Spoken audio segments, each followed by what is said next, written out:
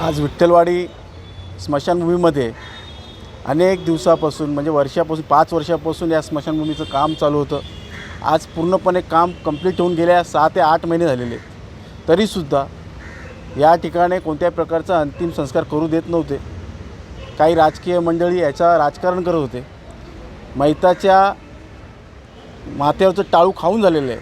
तरीसुद्धा त्यांना अजूनसुद्धा त्यांची भूक काही संपत नाही हे निष्पन्न झालेलं आहे.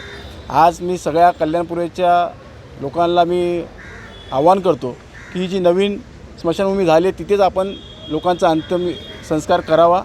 अडचण आल्यास आपण माझ्या कार्यालयाशी संपर्क साधावा. कारण की आपण बघतो की आज अनेक दिवसापासून कोणाची आई, कोणाची बहीण, कोणाचा भाऊ, कोणाचे वडील हे अंतिम संस्कार करत असतात आणि अतिशय वाईट परिस्थिती असलेल्या ठिकाणी त्यांचा अंतिम संस्कार होत होतं. पण ह्याच्यापुढे होणार नाही असं मी या ठिकाणी आपल्या माध्यमातून सांगतो.